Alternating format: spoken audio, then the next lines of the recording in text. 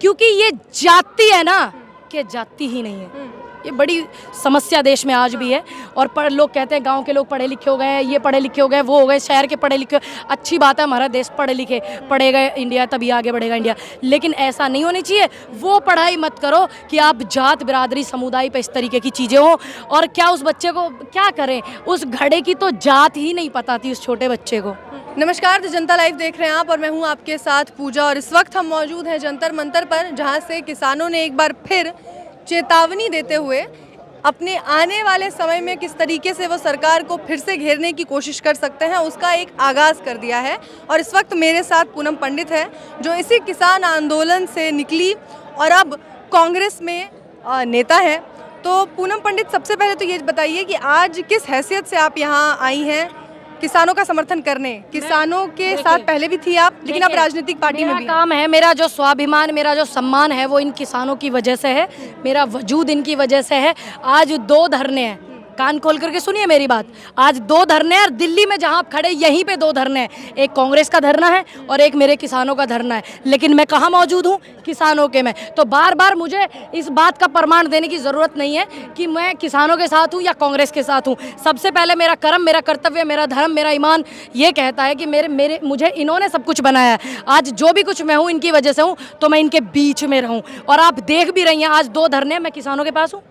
लेकिन किसानों ने ये साफ कर दिया था जब वो आंदोलन कर रहे थे 13 महीनों तक कि उनके मंच पर किसी भी राजनीतिक पार्टी के किसी प्रतिनिधि को कोई जगह नहीं मिलेगी। देखिए, मैं उनकी बेटी हूँ, अब ध्यान से सुनिए। उनकी बेटी है, किसान आंदोलन से निकल कर आई है, किसान आंदोलन को सपोर्ट किया है, उन्होंने मुझे सम्मान किया है, तो इसलिए वो अपनी बेटी को जगह देते हैं, किसी नेता को नहीं देते हैं। दूसरी बात, आप इस बात को बार बार करते हैं, सभी पत्रकार करते हैं। मैं उनसे ये बात बोलूँगी कि जो हमारे किसानों के बच्चे हैं, जो मेरे जैसे बच्चे हैं, गरीब परिवार से उठ कर के आते हैं, क्या वो सिर्फ मुकदमे लेने के लिए, क्या वो धरने करने के लिए, क्या वो आंदोलन करने के लिए? नहीं, हमें अपनी ये सोच बदलनी होगी। ये सारे जेल में जाने के लिए ही नहीं है।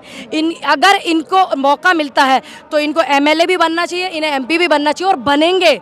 मैं पहले से बोलती हुई आई हूँ बॉर्डर से ही कि किसानों के ट्रैक्टर वाले, बुग्गी वाले संसद में जाएंगे, विधानसभा में जाएंगे और मुख्यमंत्री बनेंगे। इस सोच को हमें बदलना होगा कि ये तो बस किसान आंदोलन में थी, अब ये पार्टी में चली गई है, अब ये नेता क्यों बन गई है, अब वो लड़का नेता क्यों बन गया है, उसने चुनाव क्यों न लड़ लिया है। ये हमें सोच बदलनी होगी, क्योंकि हम किसानों के बच्चे और किसान सिर्फ मुकदमे लेने के लिए और धरने करने के लिए नहीं है। वो सत्ता परिवर्तन करेंगे और सत्ता में जाएंगे और विधानसभा, लोकसभा लड़ेंगे, और जब जाकर के ये हमारी आवाज और अच्छे से बुलंद करेंगे। विधानसभा, लोकसभा बाद में जाएंगे। पहले ये बताइए, आज यहाँ आने के पीछे क्या मकसद है आप लोगों का? सरकार ने जब गारंटी दे दी है तो सरकार पर भरोसा नहीं है जी। जो हम आए हुए हैं, स्वामीनाथन रिपोर्ट लागू नहीं हुई, एमएसपी नहीं हुई, 700 किसान शहीद हो गए, उनके शहीदी का दर्जा नहीं मिला, और लखीमपुर में जो नरसंहार हुआ था आज़ाद भारत के बाद, तो ऐसा नरसंहार नहीं हुआ, उनको इंसाफ नहीं मिला। ठीक, और उनकी आवाज़ उठाने के लिए अब बेटियों को इंसाफ नहीं मिला। एक तरफ लाल किले की प्राचीर से देश के प्रधानमंत्री कहते हैं कि महिलाओं का सम्मान करेंगे, एक तरफ इन्हीं के राज्य में, जो इनका गृह राज्य है, उसी में एक 5 महीने की गर्भवती महिला के साथ में बलात्कार होता है, उसकी माँ के साथ बलात्कार होता है और बलात्कारियों को छोड़ दिया जाता है।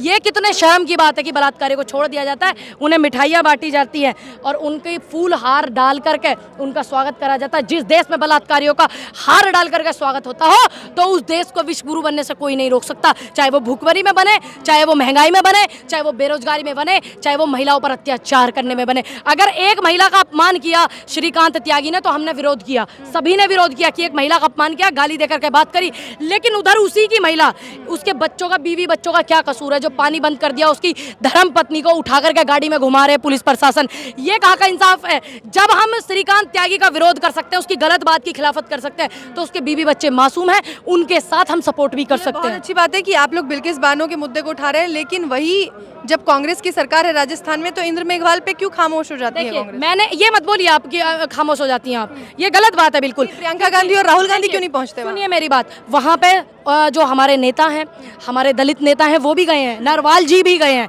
ऐसा नहीं है नहीं गए हैं।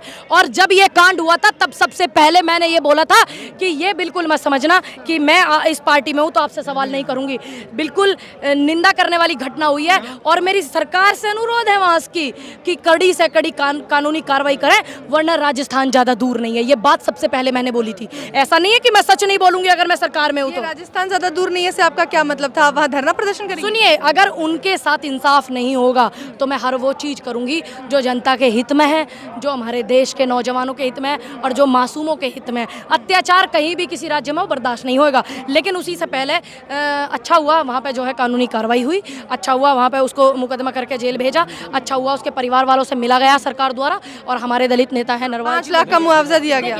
सुनिए, मैं तो ये चाहती, पैसे से किसी की भरपाई नहीं होती, लेकिन मैं फिर भी अपील करूंगी और मैं खुद पर्सनली भी बात करूंगी कि उसके परिवार की और ज़्यादा आर्थिक मदद करी जाए। और ये पहली घटना नहीं है पूनम, इसके बाद एक और दलित महिला शिक्षिका को जलाया गया। वहाँ एक के बाद एक इस तरीके की घटनाएं हो रही है, लेकिन कांग्रेस के जितने बड़े नेता हैं इस पे कोई बयान नहीं देते। नहीं है, आप देखिए, एक बार चेक कीजिए, जो हमारे नेता हैं वो वहाँ पे जा भी रहे हैं, दलितों के नेता भी वहाँ पे गए हैं, ऐसा नहीं है कि नहीं गए हैं। अब हम हैं, हमसे पहले दलितों के नेता, मतलब ये नेता बटे हुए हैं कि जब दलितों के साथ कुछ होगा तो दलितों के नेता वहाँ जाएंगे? एक बात बताइए, ये किसने कहा बटे हुए हैं? लेकिन एक होता है कि भाई हमारा थोड़ा हमसे अच्छे से ना कोई बात करे, उनके अच्छे से बात करे उनके साथ में, एक ये होता है और कुछ नहीं होता है। लेकिन इन्होंने ही सभी नेताओं के वो करे। जंतर मंतर पर आपसे मेरी बात हुई थी, दलितों को लेकर पूरे दलित समाज को एक बड़ा आयोजन किया था कांग्रेस ने और एक बड़ी रैली का आयोजन किया गया था। तमाम नेता अलग अलग राज्यों से पहुंचे थे कांग्रेस के। और अब राजस्थान में आपकी ही सरकार है और वहां दलितों के साथ इस तरीके की घटनाएं लगातार बढ़ती जा रही हैं। और आपके बड़े नेता, जिनकी मैं बात करूं, तमाम नेताओं की हम बात छोड़ देते हैं, राहुल गांधी, प्रियंका गांधी, जो कि उन्नाव पहुंच जाते हैं, हाथरस पहुंच जाते हैं, लखीमपुर खीरी पहुंच जाते हैं, जहाँ पुलिस की इतनी कड़ी पाबंदी होती है वहाँ पहुँच जाते हैं, लेकिन अपने ही राज्य में वहाँ नहीं जाते। इंसान अपने राज्य में अगर आपकी सरकार है तो आप अपनों को कुछ भी बोल सकती हो, आप डांट सकती हो, धमका सकती हो, अगर उनकी सरकार है, क्योंकि उन्हें पता है उनकी वहाँ पे सरकार है तो उनकी बात मानी जाएगी, तो बिना जाए वहाँ काम चल जाएगा। लेकिन जहाँ काम चल रहा है पूनम, सुन लीजिए, नहीं आप कैसे कह रही है? कार्रवाई भी हुई है राजस्थान में जिस तरीके से घटनाएं बढ़ रही हैं। मैंने ये बोला कि कार्रवाई हुई है, अभी पीछे भी कुछ कांड वहाँ पे हुआ था, उस पर भी बहुत जल्दी कानूनी कार्रवाई हुई। लेकिन जहाँ कार्रवाई नहीं होती है तो वहाँ जाना लाजमी ज़्यादा होता है, क्योंकि हमें पता है मैं अपने घर में अगर कोई समस्या होती है मैं फ़ोन करके धमका दूंगी, डांट दूंगी, मेरे घर के मान जाएंगे। मान लीजिए आप मुझे बहुत मानती है, आप कहें पूनम आप थोड़ा सहयोग, कार्रवाई हो रही है, लेकिन आप कह रही है वहाँ कार्रवाई हो रही है, लेकिन वहाँ के तो बिरादरी बैठ के उनके समर्थन में, उस टीचर के समर्थन में वो लोग यात्रा निकाल रहे हैं ना।